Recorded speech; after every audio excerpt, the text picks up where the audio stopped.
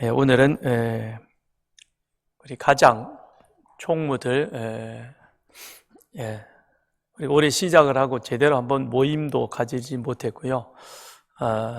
그래서 오늘 우리 가장 총무 전체 모임도 하면서 세미나도 하면서 이제 매달 5월 마지막 주 수요일, 그 다음에 6월 마지막 주 수요일, 너무 행복해 하시는 것 같아요.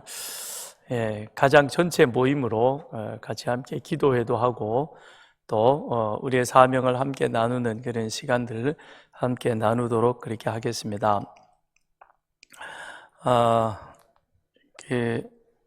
오늘 본문의 말씀은 제사장 위임식입니다. 아론이 대제사장으로 위임식, 이제 말하자면 위임식이니까 더 쉽게 얘기한다면 취임식이라고 보면 되겠죠. 제사장에 그렇게 취임하는 그런 순간이요. 그리고 아론의 아들들, 나답과 아비후, 그 다음에 엘르아살과 이다말, 네 아들이죠. 그런데 두 아들이 여기 이제 10장에 가서 보면 여호와께서 명하지 아니하는 다른 불을 드림으로 말미암아 위임식이 끝난 바로 그 제사, 그때 하나님에게서 나온 불이 그들을 불살라 삼켜버리는 그런 아주 끔찍한 일이 벌어지죠. 그래서 나중에는 두 아들 대신에 엘르아살과 이다말이 제사장의 역할을 이어가게 되어집니다. 그래서 위임하는 그런 내용인 것입니다. 그런데 그 위임식이 좀 특별한 그런 모습이 있습니다. 그러니까 제물을 가지고 하나님 앞에 와서 수송아지를 잡아서 드리고 속죄제를 위하여, 그 다음에 순양 2마리를 가지고 그렇게 제사를 드립니다. 그런데 여기는 또 다른 순양 위임식, 이제 위임식을 위한 순양인 것이죠. 그래서 그 위임식을 위한 순양에 드릴 때 어떻게 드리느냐, 거기에 보니까 22절 23절에 아들들이 그 순양의 머리에 안수하며 그 다음에 모세가 그것을 잡아서 그 피를 가져다가 그 다음에는 아론과 그리고 그 아들들, 제사장들, 그들에게 그 피를 바릅니다. 근데 피를 바르는데 일단 이 위임식 제사의 그 피를 바르는 이 모습이나 그 제사의 내용은 5가지 제사 가운데 화목제하고 5가지 제사가 번제, 소제, 화목제, 그죠? 같이 함께 하나가 되어지는, 화목되어지는 그런 모습의 제사. 그 화목제, 그 다음에 속죄제, 속건제, 이 5가지 제사 가운데서 화목제랑 그 제사 내용이 거의 유사합니다. 그런데 다른 점이 있다면 그 화목제와 달리 피를 처리하는 내용인 것이죠. 그래서 이 제사장 위임식에 있어서는 그 피를 짐승의 양의 수련소의 피를 받아가지고 그거를 오른쪽 귓불이 여기죠. 그 다음에 오른쪽 엄지 손가락, 그 다음에 오른쪽 엄지 발가락, 거기에다가 피를 바릅니다. 누가 바르죠? 나를 보지 말고 성경을 보세요. 누가 발라요? 모세가, 그죠? 모세가 그 피를 가져다가 거기에다가 바르는 겁니다. 그러니까 사실상 모세는 제사를 집례할 수 있는 그런 권한이 없죠. 그러나 지금 이제 아론과 그 아들들 위임식하는 그 일에 있어서 여기까지 모세가 역할을 하는 거죠. 하나님에게 명령을 받아서 그들을 그렇게 제 사명을 주는 것입니다. 그래서 당신들이 대제사장으로, 그리고 제사장으로 이제 우리가 하나님 앞에 나와서 드리는 그 모든 제사를 관리하게 될 것이다. 그래서 제사장의 역할은 성막을 관리하는 것이고, 그 다음에 하나님 앞에 그 피워놓은 향이 꺼지지 않도록 그 향을 관리하는 그런 아주 중요한 책임이 이 제사장에게 있는 것이죠. 그리고 번졌단 그 불도 함께 관리를 해야 됩니다. 그런데 제사장은 매일 저녁에 번제를 드리고 그 다음에 밤새도록 그 불이 꺼지지 않고 제물이 온전히 태워지도록 불 관리를 잘 해야 되는 겁니다. 그런 다음에 아침에 제물이 다 타고 남은 그 제와 그 제물을 정리를 하고 그리고 그 불을 그대로 계속, 그러니까 불은 꺼지면 안 되는 거예요. 계속 피워서 그리하여 아침에 또 제물을 잡아가지고 아침 제사를 드립니다. 그러니까 하루에 2번 제사장이 하는 이 역할은 참 굉장히 중요하죠. 그래서 향을 피우고 그 다음에 진설병 떡을 하나님 앞에 성막 그 성소에 갖다 놓고 그리고 아침 저녁으로 상번제를 드리고, 우리는 아침 저녁 그러지만 히브리인들에게 있어서는 저녁 제사와 아침 제사죠.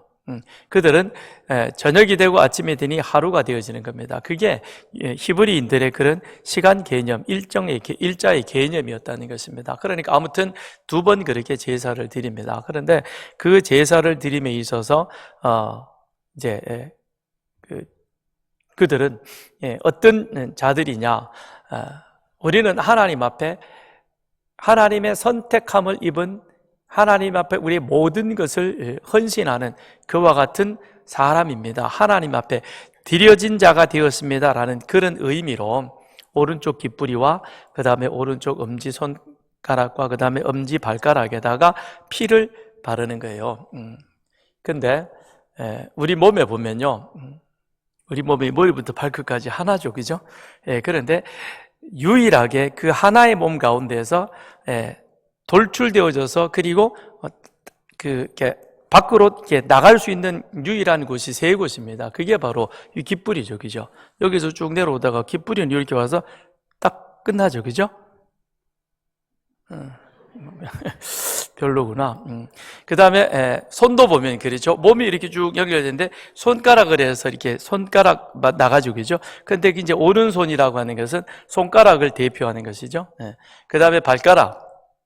맨 밑으로 내려가서 마지막에 우리 몸이 하나이지만 그 가운데서 이 3부분, 귀와 그 다음에 손가락과 발가락이 그것이 우리 몸 전체 가운데서 유일하게 이렇게 뭐라고 그럴까요? 바깥으로 나갈 수 있는 그와 같은 특정한 부위이다라고 하는 것입니다.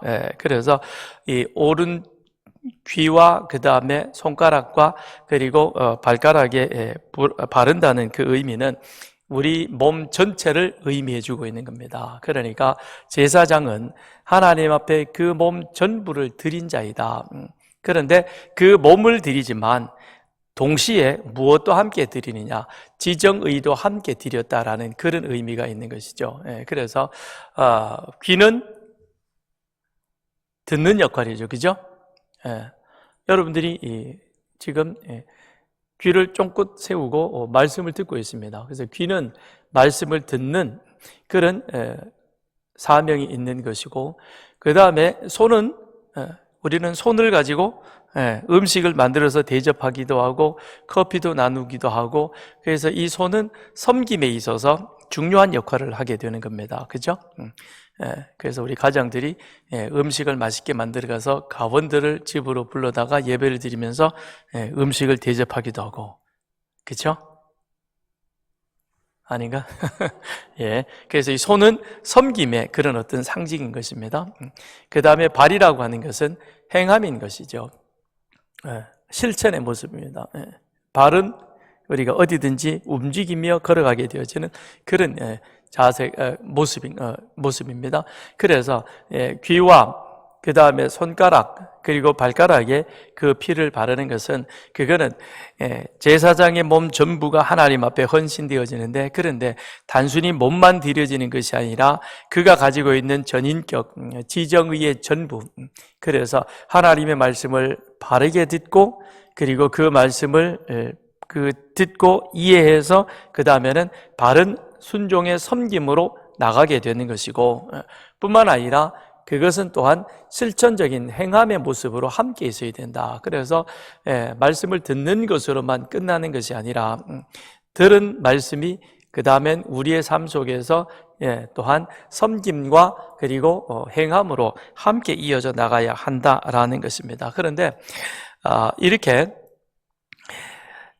귓뿌리와 오른손가락과 그 다음에 엄지손가락과 오른쪽 엄지발가락에 제사를 드리면서 피를 바르는 또 하나의 그 규례가 있습니다. 레위기 14장을 한번 보겠습니다. 레위기 14장 14절.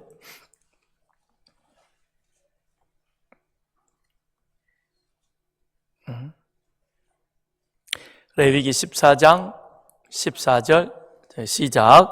제사장은 그 속건제물의 피를 취하여 정결함을 받을 자의 오른쪽 귓뿌리와 오른쪽 엄지손가락과 오른쪽 엄지발가락에 바를 것이요. 이게 이제 누구에게 하는 제사이냐? 똑같죠, 그죠? 귓뿌리, 그 다음에 엄지손가락, 엄지발가락, 거기에다가 피를 바릅니다. 누가 바르죠? 제사장이 속건제물에 피를 바르는 거예요. 근데 2절에 보면, 14장 2절에 보면 나병 환자가 정결하게 되는 날, 그가 지켜야 할 규례에 대한 것입니다. 그러니까 자, 이제 저를 보세요. 잘 들어야죠, 그죠? 여러분들이 잘 들어야 됩니다. 제사장 위임식에 그 염소의 피를 가지고 귀와 손가락과 발가락에 그 피를 발랐습니다. 그런데 나병 환자가 그가 나병 환자로 지내다가 그 다음에 제사장이 그걸 보고 이제 확인을 하죠, 그죠? 일주일 동안 봤는데 진전이 없다. 그런데 다시 또 나중에 봤더니 깨끗하게 되었더라. 그러면 그 다음에는 이 나병 환자가 정결하게 되어지는 그런 제사를 드려야, 그래야 그 다음엔 공동체로 들어가서 생활을 할 수 있게 되는 것이죠. 그러기 위해서 나온 규례가 이제 14장에 정해져 있는 이 규례의 제사인데, 그런데 나병 환자가 정결하게 되어지는 그 제사를 집례하는 그 규례 속에 똑같은 모습으로 오른쪽 귓뿌리, 오른쪽 엄지손가락, 오른쪽 엄지발가락에 피를 바르고, 그것이나 그 다음에 제사장이 위임식을 하면서 8장 23절에서 똑같이 오른쪽 귓뿌리, 그 다음에 오른쪽 엄지손가락, 오른쪽 엄지발가락에 그 피를 바른다라고 하는 그 의미는 결국은 무엇이냐면 정결하게 되어져야 한다는 것이죠. 그러니까 제사장은 하나님 앞에 그의 모든 삶이 헌신되어진 그 삶은 또한 하나님 앞에서 세상과 정결케 되어지는 그 안에서 이 자신이 하나님 앞에 그의 삶을, 그의 모든 것을 드리게 되어지는 것이죠. 나병이라고 하는 것은 내 몸에 부정함이 있어가지고, 그래서 공동체의 일원으로 속하지 못하고, 하나님이 말씀하시기를 내가 거룩하니 너희도 거룩하라라고 말씀하셨고, 이 거룩이라고 하는 것은 내일 새벽에 레위기 11장에서 이제 거룩에 대한 것이 말씀이 나오고 있습니다만, 거기에 대해서 더 자세하게 말씀을 드리겠습니다. 오늘은 거기까지 다 얘기를 하기가 좀 어려워요. 그럼 내일 새벽 기도할 때 이게 복잡해지니까 내일 새벽에 다 나오셔서 들으시면 이제 거룩과 그 다음에 속됨, 정함과 부정함, 이 모든 것들에 대한 것들을 우리가 더 자세히 알 수 있겠죠. 그럼 나병 환자는 부정합니다.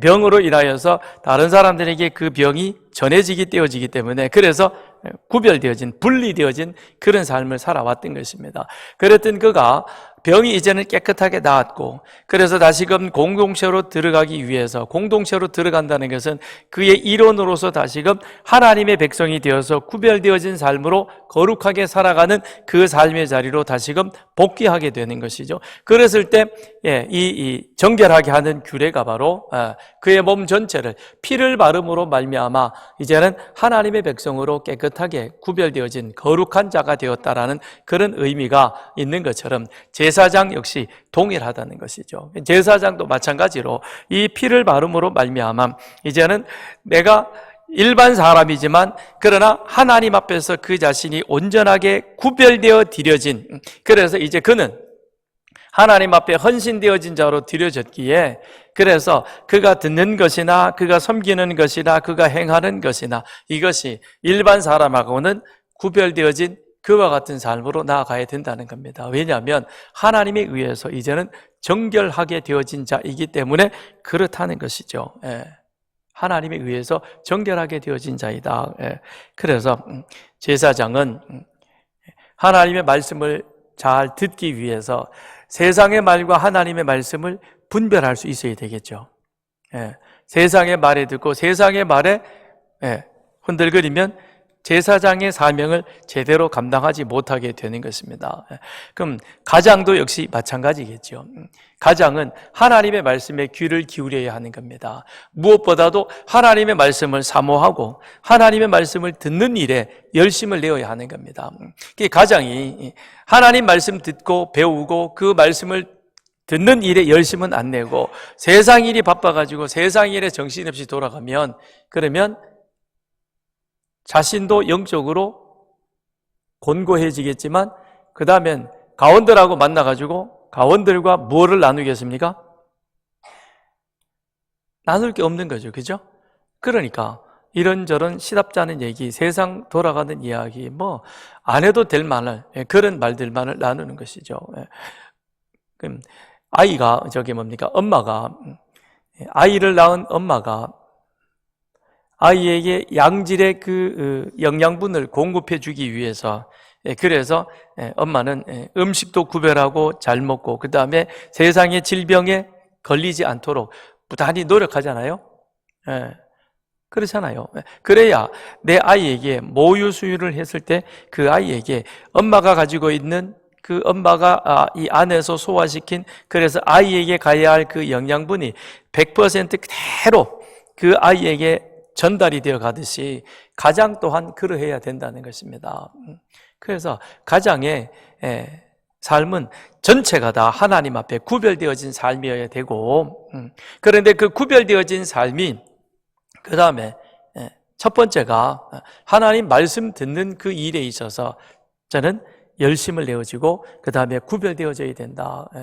그래서 세상 말고 구별되어진다는 것은 하나님의 말씀을 듣고 보고 배우는 그 일에 있어서 참 열심이어야 하는 것입니다. 그 다음에 말씀을 듣는 것뿐만 아니라 그 말씀을 듣고 그 말씀이 그의 삶 속에서 그것이 그대로 안에서 성숙되어져서 그 다음엔 손으로 섬기고 실천하는 그 일도 또한 이 가정은 구별되어진 그와 같은 삶이 되어야 하는 것이죠. 그래서 오른쪽 엄지손가락, 오른쪽 엄지발가락에 피를 바르는 그 이유도 이제 당신은 무슨 일을 하느냐? 하나님의 일을 한다. 우리가 하는 이 모든 일은 다 하나님의 일인 것입니다.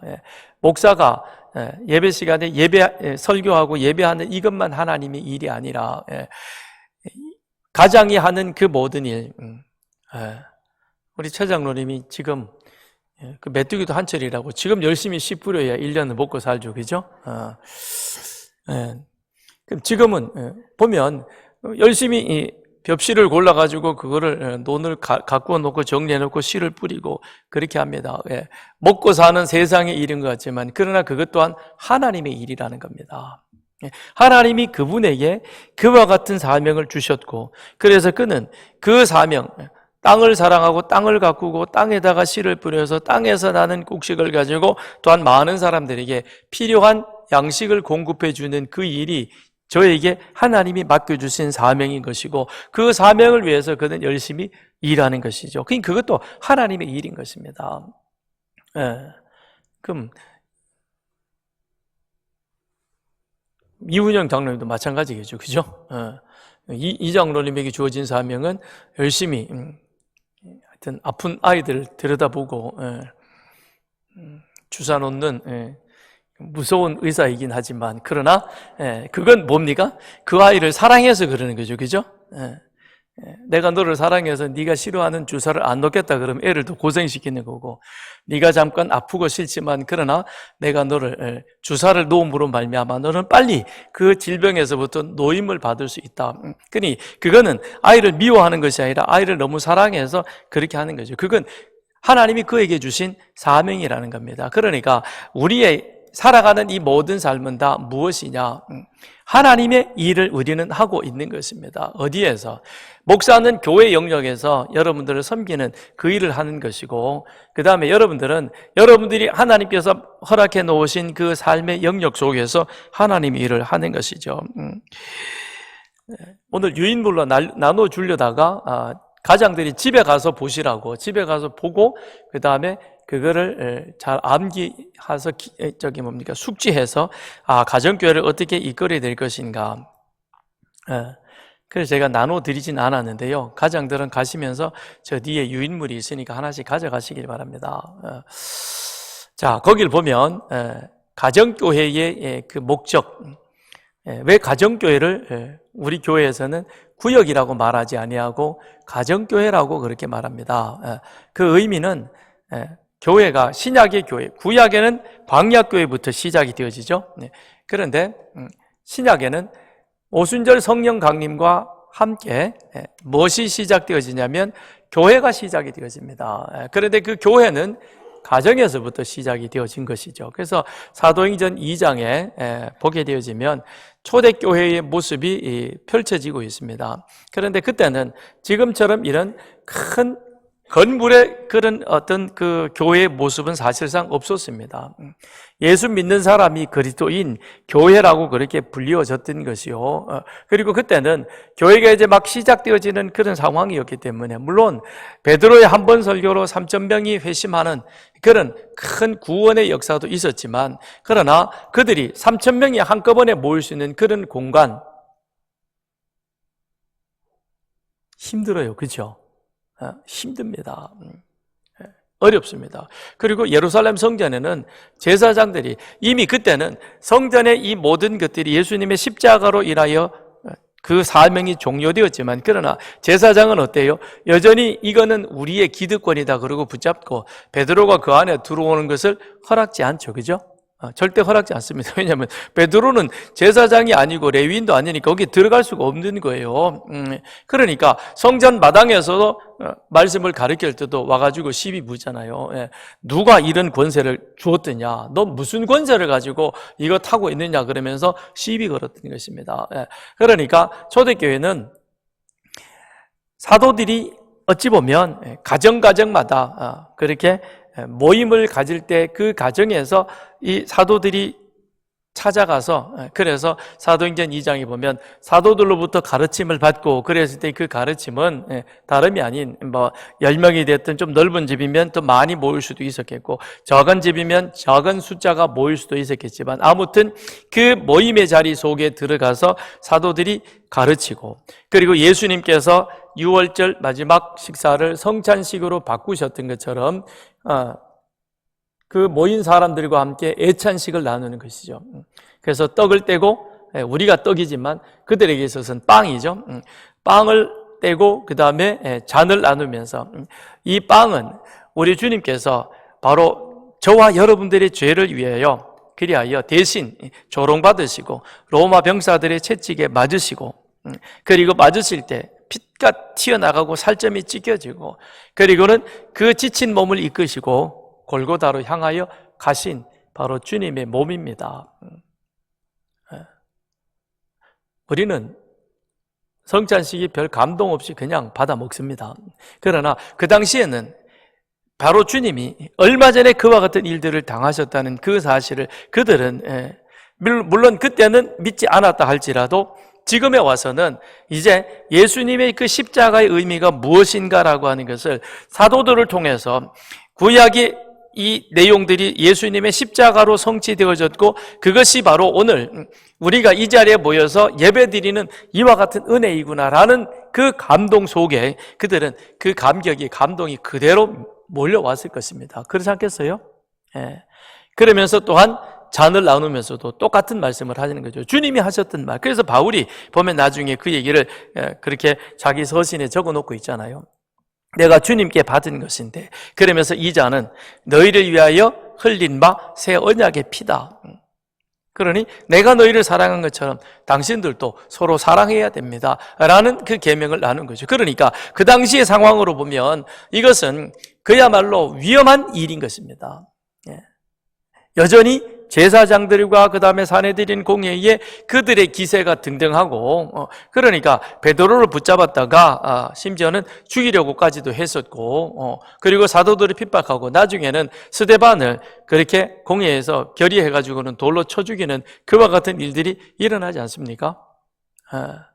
그러니 여전히 지금 이 예루살렘과 그 다음에 사내들인 공회가 이 기세가 등등한 그 가운데서 예수를 믿겠다고, 그리고 우리 집을 내어놓고 우리 집에 그들이 함께 모여서 그리하여 사도들의 가르침을 받고 그 가르침에 따라서 예찬식 빵을 나누고 잔을 나누면서 이게 주님의 은혜로 말미암아 우리가 이렇게 하나님의 자녀가 되었고 하나님과의 관계가 회복되었습니다. 이 사실을 그 안에서 나눌 때 이거는 참여한 사람들에게도 은혜이고 위험이지만 그 다음에 집이 열려졌다라고 하는 그 사실 속에서는 더 큰 불이익이 닥칠 수 있는 그런 상황이었습니다. 그럼에도 불구하고 처음 교회는 이처럼 가정교회, 가정에서 모임을 가지면서 그것이 발전되어 가고 더 크게 성장되어지면서 그 다음에는 교회의 형태의 모습을 온전하게 띠게 되는 것이죠. 그것이 그 다음에 스데반의 순교로 인해서 흩어졌던 사람들이 여러 곳을 다니면서 복음을 전하고, 그래서 안디옥까지 내려갔던 사람들이 헬라인들에게도 복음을 전해서 마침내 그곳에서 모인, 저기에도 예수 믿는 사람들이 생겼다. 그래가지고 예루살렘 사도들이 바나바를 보냈는데 바나바가 내려가면서 누굴 데려가죠? 회심한 바울을 데려갔잖아요. 그죠? 바울을 데려가가지고 함께 같이 1년 동안 그들을 가르칩니다. 율법을, 내용들을 가르치죠. 근데 그 율법이 예수였습니다 라는 사실을 그들에게 확실하게 가르쳐 주는 것이죠. 율법의 내용이 결국 예수 그리스도의 십자가를 통해서 성취되어지고, 이 사실을 그 누구보다도 확실하게 아는 사람이 바로 누구입니까? 사도 바울이지 않습니까? 그랬더니 1년 후에 바울과 바나바를 선교사로 파송하는 그런 안디옥 교회가 이 땅 가운데 탄생하게 되어지는 것입니다. 그러므로 교회의 처음 시작은 지금처럼 이렇게 건물을 가지고 이렇게 되고 그게 아니었다는 겁니다. 예수가 그리스도심을 믿음으로 고백하는 사람, 즉 구약에서 제사장이 위임식을 하면서 그 피를 그의 몸에 바름으로 말미암아 나는 구별되어진, 이제는 하나님 앞에서 내 삶을 다 드려서 그리고 하나님의 말씀으로 구별되어진 그 말씀을 실천하는 삶을 살겠습니다라고 다짐한 그 사람들의 그런 모습이 그 다음에 신약에 오면 이게 바로 그대로 교회의 모습으로 자리하게 되어지는 겁니다. 제사장은 더 이상 이제는 의미가 없어지는 거죠. 예수님의 십자가 사건으로 인하여. 그러나 제사장이 가지고 있었던 이 구별되어진 모습, 그죠? 나는 하나님의 말씀을 듣고 그 말씀을 듣고 그걸 그 다음에 내 삶 속에서 실천적으로 하나님을 사랑하고 이웃을 사랑하는 그 삶의 섬김의 실천의 모습이 내 삶 속에서 구별되어져 가는 것, 이게 구약의 제사장이었다면 신약에 와서는 예수 십자가로 인해서 그 다음에 무엇으로 바뀌어져 가느냐?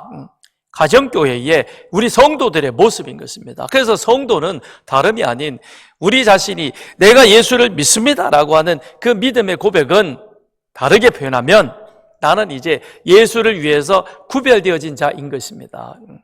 목사만 구별되어져 가지고 성직이 아니고 여러분의 자리도 성직인 것입니다. 그래서 믿는 여러분들을 뭐라고 부릅니까? 성도가 뭐죠? 거룩할 성자 무리도자, 거룩한 무리지 않습니까? 유식하게 얘기하면 에클레시아, 헬라어로 에클레시아 그러죠? 에클레시아는 세상에서 불러냄을 입은 사람들이다. 그러니까 우리는 세상에서 불러냈습니다. 누가 불러내느냐? 하나님이 우리를 불러내는 거예요. 우리 한 사람 한 사람의 이름을 부르면서 그러면서 불러냅니다. 왜 불러낼까요? 불러내는 기준이 뭐예요? 미모순이에요? 우리 서산교회는 미모순인 것 같아요.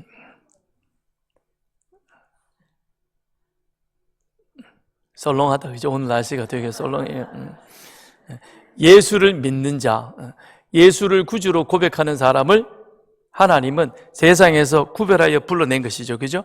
그게 구약으로 보면 제사장이요, 신약이 오면 예수 믿는 사람이요. 그래서 사도 베드로가 말하기를 너희는 왕 같은 뭐다? 제사장이다. 누구 앞에서? 세상 사람들 앞에서. 그죠? 세상에 믿지 않는 사람들 앞에서 이제 우리는 어떤 무리가 되느냐? 왕 같은,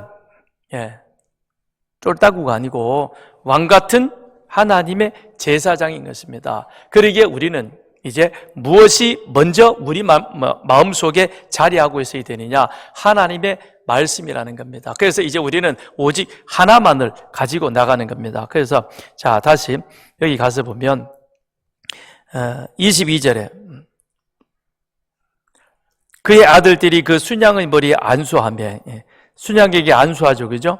안수한다는 의미는 저와 내가 하나라는 겁니다. 그런데 순양이 죽어요. 그죠? 죽어야 피가 나올 거 아니에요. 순양이 죽는 겁니다. 그러면 나도 이제 하나님 앞에서 나의 옛사람은 죽는 거예요.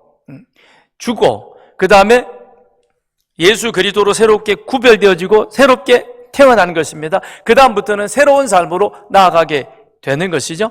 그래서 이제부터는 세상과는 분리되어진, 그러나 그리스도 앞에서 헌신되어진, 그래서 하나님을 위해서 하나님의 말씀 중심의 삶을 살아가는 자인 것입니다. 라는 결단이 제사장이요, 그게 바로 서산교회의 가장이라는 겁니다. 아멘? 죽으라는 얘기하니까 여러분이 아무도 아멘 안 하시네요. 여러분 성경에 보면요, 죽인다는 얘기가 엄청 많이 나오죠. 그죠? 보세요. 율법에 가서 보세요. 뭐 무조건 쳐 죽이잖아요. 그것만 나오니까 선지서에도 가서 보면 죽인다는 얘기가 많이 나옵니다. 우리는 죽어야 되는 겁니다. 마태복음을 한번 보겠습니다. 마태복음 6장 19절.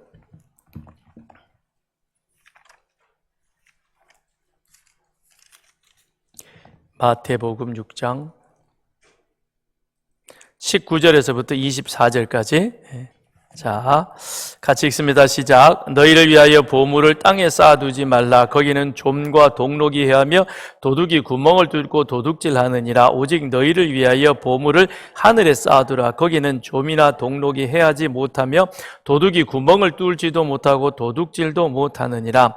내 보물이 있는 그곳에 내 마음도 있느니라. 눈은 몸의 등불이니 그러므로 내 눈이 성하면 온 몸이 밝을 것이요 눈이 나쁘면 온 몸이 어두울 것이니 그러므로 내게 있는 빛이 어두우면 그 어둠이 얼마나 더하겠느냐. 한 사람이 두 주인을 섬기지 못할 것이니 혹 이를 미워하고 저를 사랑하거나 혹 이를 중히 여기고 저를 경히 여김이라. 너희가 하나님과 재물을 겸하여 섬기지 못하느니라. 자, 여기 보면 19절부터 21절까지 예수님이 산상수훈, 즉 산상설교에서 무엇에 대해서 가르치고 계시냐면 보물에 대해서, 물질에 대해서 예수님이 가르치고 계십니다. 그렇죠? 너희를 위하여 보물을 땅에 쌓아두지 말고, 왜냐하면 거기는 손해될 일이 있고 빼앗길 우려가 있으니까. 그래서 하여튼 보물에 대해서 가르칩니다. 그런데 보물에 대해서 말씀하시던 주님이 22절, 23절에 오면 뭐에 대해서 얘기를 합니까? 눈에 대해서 이야기를 합니다. 예수님이 안과 전문의이신가 봐요. 그래서 눈은 몸의 등불이니, 제가 나이 먹으면서 가만히 이렇게 보니까요, 참 눈이, 우리 몸의 모든 것이 다 소중하지만 눈이 정말로 소중하더라고요. 제가 그거는 목사님이 저에게 준 책이 있어가지고 그 책을 읽어보는데, 정면 돌파라고 하는 책인데, 그 책의 주인공은 이 목포 제1장로교회 은퇴하신 장로님에 대한 이야기입니다. 그분이 섬 출신이신데 대학을 육지로 나오셔가지고, 그래서 대학 다니시면서 CCC에 전도를 받아서 대학 시절부터 예수를 믿기 시작하고 CCC 활동을 해서 지금 연세가 아마 좀 더 되신 것 같아요. 그러신데, 근데 이분이 선천적으로 이런 이렇게 눈에 대한 그런 안질환이 있으셨더라고요. 그랬는데 이분이 40대부터 서서히 시력이 이렇게 이제 자꾸 나빠지기 시작해가지고, 그래서 아마 한 70, 60, 70 이때부터는 이게 이제 이게 글씨 같은 거는 거의 안 보이고 그냥 읽고 있으면 여기 앉아 있는 사람들이 사람이구나 이 정도만 보여진대요. 이게 형체만 보여지는 것이죠. 그 책을 읽다가 이렇게 생각을 해보니까 그런 생각이 들더라고요. 야, 얼마나 답답하실까. 그전에는 이렇게 다 보면은, 그쵸?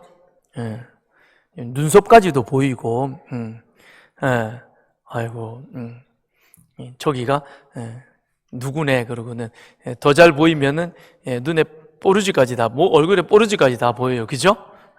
그렇게까지 선명하게 보다가, 그 다음에는 그것도 안 보이고, 푸연 형체만 이렇게 보이면, 그러면 얼마나 답답할까. 그런 생각이 들더라고요. 그래서 여러분 눈 관리 잘하세요. 근데 여기 보니까 그래요. 눈은 몸의 등불이니 눈이 성하면 온몸이 밝을 것이고, 근데 눈이 어두우면 그 다음에 눈이 나쁘면 어두워지면 그러면 온몸이 불편해질 것이다.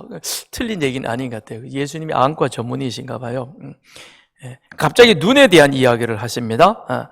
그리고 다시 24절에 가서 보면 무슨 말씀을 하시냐면 결론적으로 이제 재물에 대한 이야기를 마무리 짓고 있습니다. 그래서 재물과 세상의 마음을 빼앗기지 말고 하나님을 최우선으로 하는 선택적 삶을 살 것을 주님께서 가르쳐 주고 있는 것이죠. 근데 보물에 대한 이야기를 하다가 왜 갑자기 주님이 눈에 대한 이야기를 하고 있을까? 상관없는 것이 아니라 이게 굉장히 상관이 있다는 겁니다. 그래서 22절에 보면 눈이 성하면, 여기서 성하다라고 하는 그 의미는 그것은 헬라어로 하플리스라고 하는데, 하플리스, 그것은 한 겹으로 된 것, 한 겹, 이게 두 겹, 세 겹이 아니라 하가 하나이고, 그 다음에 플리스가 겹으로 되어 있습니다. 근데 그것이 여러 겹이 아니라 한 겹이라는 것입니다. 그래서 한 겹이라는 그 의미는 한결 같다라는 것이죠. 그래서 내 눈이 성하다라고 하는 것은 내 눈이 오직 이것저것 세상 여러 가지를 보지 아니하고 하나님만 주목하여 바라보면, 그러면 내 몸이 성하다라는 그 의미는 내가 하나님이 주시는 그 은혜 속에서 다른 것으로 미혹당하여 넘어지지 않게 될 것이다 라는 의미가 되는 거죠. 그런데 가만 보면 세상에는, 성경에도 그렇습니다. 한결같이 하나님을 향하여 나가지 못하고, 처음에는 하나님을 향하여 나아갔다가 그 다음엔 이게 둘 셋으로 나뉘어지면서 부끄러움을 당하고 멸망했던 그런 사람들에 대한 이야기가 성경에는 많이 기록되어 있습니다. 사울도 그렇고 여로보암도 그렇고 아간도 그렇고, 그 다음에 거짓 선지자 발람도 그렇죠. 하나님이 그에게 가지 마라 그랬잖아요. 그런데도 이 사람은 어떻게 합니까? 재물에 눈이 멀어가지고 결국은 가는 것이죠. 가가지고는 두 길을 가는 거죠. 하나님께서는 가지 말라고, 그래서는 심지어는 그가 타고 가던 나귀까지도 그렇게 안 가는 걸로 했는데 끝까지 재물 때문에 마음이 나누어지니까 가는 것이죠. 내 눈이, 내 몸이 하나님만 바라보면서 가야 되는데 재물 때문에 눈이 나누어지니까 몸이 결국은 어려움에 당하게 되는 것이고, 그래서 나중에 이 발렘은 자기가 원하던 발락하고 원하던 일은 이루질 못했습니다. 그러나 한 가지 꾀를 내주죠. 그래서 음행하게 함으로 인하여서 이스라엘을 범죄하게 합니다. 그러나 나중에 이 발람이 이스라엘 군대에 의해서 죽임을 당하게 되는 그런 모습을 우리는 보게 됩니다. 또 예수님의 제자 가운데 가룟 유다가 그런 삶을 살아갔지요. 처음에는 주님을 따르던 사람이었지만 그러나 그 마음이 두 겹으로 나누어지게 됩니다. 즉 두 길을 가는 것이죠. 우리 눈이 하나만 보아야 바르게 갈 터인데, 그런데 가끔 그 자동차 운전하시는 분들이 그러잖아요, 그죠? 운전하면서 문자 보내고 왔다 갔다 하다가 사고 나는 경우도 있잖아요, 그죠? 두 겹으로 가면 망한다는 거죠. 가룟 유다도 바로 그와 같은 사람 중에 하나였던 것입니다. 아간도 그러했고, 그 다음에 초대교회에 오면 아나니아와 삽비라도 그러했죠. 명예를 쫓아가다가 결국은 그가 부부와 함께 같이 망하는 그런 모습을 보게 되어집니다. 그러니까 주님께서 지금 그 말씀을 하시는 겁니다. 자, 보물에 대한 이야기를 하되, 그런데 너희는 세상의 마음을 빼앗기지 말고 하나님께 너희 마음을 집중하여 그리하여 끝까지 그렇게 나가게 되어지면, 그러면 하나님께서 너희 삶에 대한 것들을 책임져 주실 것이다 라는 것이 이제 주님께서 하시는 말씀인 것이죠. 그렇다면 이것을 우리가 제사장 가장계획으로 다시 가지고 와서 한번 생각을 해본다면, 자, 제사장은 하나님 앞에 헌신되어진 자, 가장도 동일한 모습으로 우리는 주의 일을 위하여 헌신되어진 그와 같은 자. 그렇다면 이제 우리는 누구의 말만 들어야 됩니까? 하나님의 말씀에 귀를 기울여야 된다는 겁니다. 우리의 마음에, 우리의 생각 속에 하나님 것도 다른 것도 같이 들어오게 되어지면 결국 우리 마음이 나누어지게 되는 것이고, 우리 마음이 나누어지게 되어지면 그러면 주님이 말씀을 하셨습니다. 우리는 결코 두 주인을 겸하여 섬기지 못한다 그랬습니다. 주님이 못한다 그랬는데 나는 할 수 있겠다? 교만 중에 최고의 교만인 것이죠. 절대 안 되는 것입니다. 그러면 망할 수밖에 없는 것이죠. 그런 예를 성경은 쭉 우리들에게 나열해 놓고 있습니다. 그렇다면 우리는 그걸 보면서 무엇을 깨달아야 되겠습니까? 오직 주님을 사랑하는 일에 우리가 최선을 다해야 되겠다라는 것이죠. 그렇다면 자, 누가복음으로 가서 좀 결론을 내겠습니다. 누가복음 우리 시몬을 한번 2장에 가서 보면 지난주에 시몬에 대해서 말씀을 드렸는데 25절 2장 25절 25절 26절 같이 읽겠습니다. 시작. 예루살렘에 시몬이라는 사람이 있으니 이 사람은 의롭고 경건하여 이스라엘의 위로를 기다리는 자라. 성령이 그 위에 계시더라. 그가 주의 그리스도를 보기 전에는 죽지 아니하리라 하는 성령의 지시를 받았더니 자, 시몬은 어떤 사람이라고 그랬죠? 의로운 사람이라 그랬습니다. 경건하다 그랬습니다.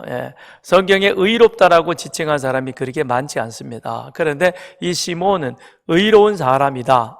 그런데 그는 의로울 뿐만 아니라 또한 경건하여 하나님 중심으로 살던 그와 같은 사람이었다. 그런데 특별히 이 시몬이 살던 그때 예수님이 탄생하신 그 시대는 말라기 이후로부터 400년 동안 쭉 이어져 내려오던 그런 시기였던 것이죠. 그러니까 하나님의 말씀이 더 이상 이스라엘 백성들 가운데 임하지 아니하던, 선지자도 말하지 아니하던 그런 참으로 힘든 시기였지만, 그러나 시므온은 그럼에도 불구하고 그의 생각과 그의 마음과 그의 눈이 어디를 향하고 있었느냐? 하나님을 향하고 있었다는 것입니다.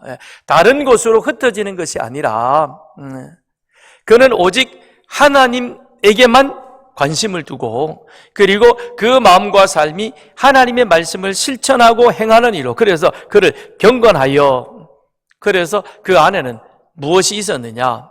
이스라엘의 위로를 기다린다는 것은 하나님의 약속이 우리의 삶 속에서 이루어질 것이라는 그런 확신 속에 살아갔던 것입니다. 그랬기에 이 시몬은 어떠했느냐? 27절에 성령의 감동으로 성전에 들어가며 마침 부모가 율법의 관례대로 행하고자 하여 그 아기 예수를 데리고 오는지라. 그런데 그걸 보면서 저가 바로 우리를 구원할 자 메시아이시구나 라고 알고 그 아기를 안고 하나님 앞에 감사 찬송을 했다는 것입니다. 그 시간에 마리아와 요셉 그리고 예수만 온 것이 아니라 예루살렘 성전이니까 많은 사람의 출입이 있습니다. 그런데 시므온은 그 사실을 알아보았다는 것이죠. 어떻게 알아봤겠습니까?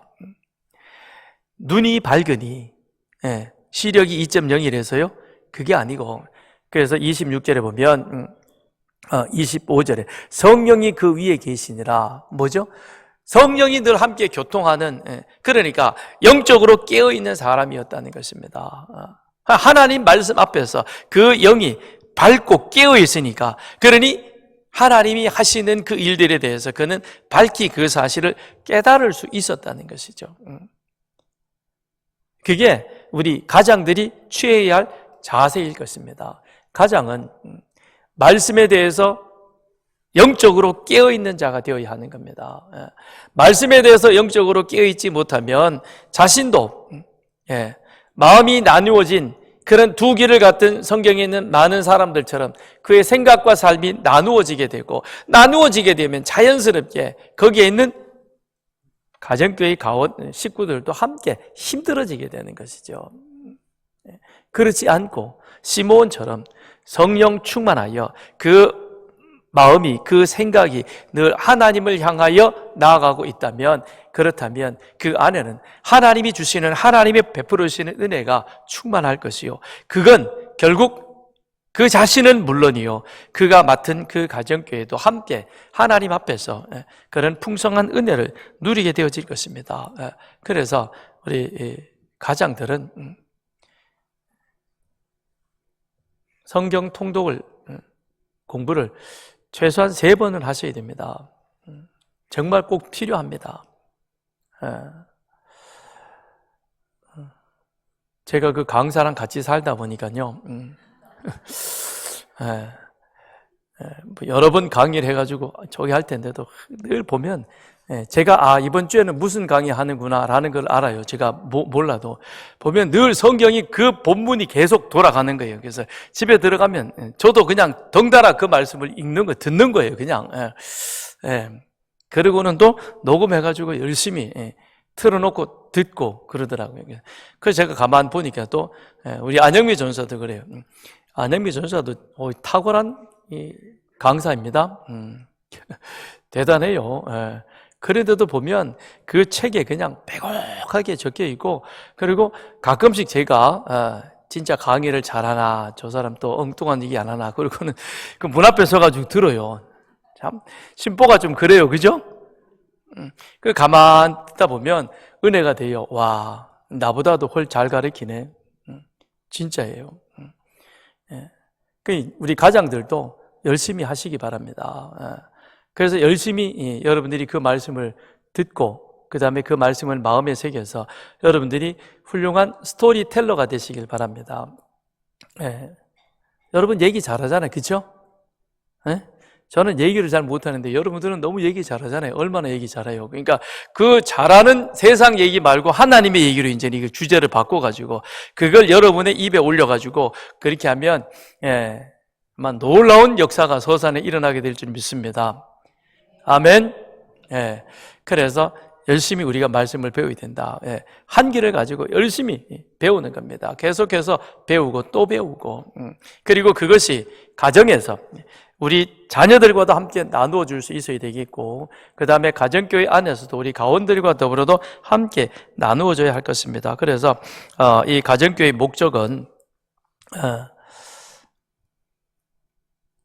큰 공동체에서 함께 나누었던 그 은혜의 말씀을 이제는 작은 공동체 안에 들어가서 이 가정교회라고 하는 그 테두리 범위 내에서 가원들과 더불어 함께 그 말씀을 나눔으로 말미암아 그 안에서 2가지 목적을 달성하는 겁니다. 첫째는 말씀 안에서 우리 스스로, 우리 자신들이 서로 좋은 믿음의 동력자가 되어져서 함께 세워져 가는 것이요, 그렇게 세워져 가며 함께 귀한 삶을 사는 것을 통해서 또한 불신자들에게 우리가 복음을 전하는 그와 같은 통로가 되는 것이죠.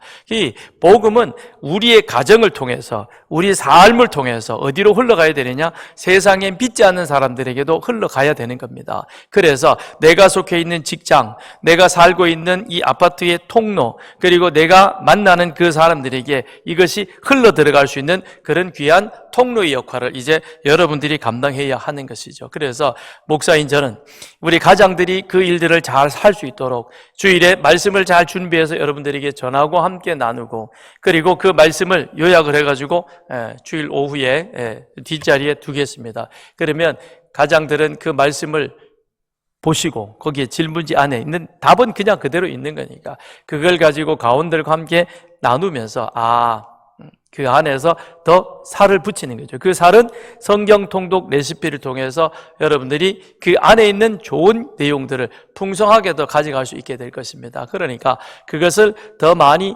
듣는 만큼, 또 읽는 만큼 여러분들의 가정교회는 더 풍성한 그런 은혜가 있게 될 것입니다. 그게 이제 여러분들의 역할인 것이죠. 그래서 큰 공동체가 하고 있는 이 교회 공동체의 역할들을 작은 가정교회 공동체 안에서 그 역할들을 함께 나누어서 그리하여 그 역할이 우리 안에서 풍성하게 이루어짐으로 말미암아 서산의 10분의 1을 제자 삼는, 그래서 다음 세대를 말씀으로 믿음으로 세워갈 수 있는 그런 교회가 바로 우리 서산교회가 되는 것이고, 그 일을 위해서 우리 가장들이, 총무들이 같이 함께 헌신하게 되는 것입니다.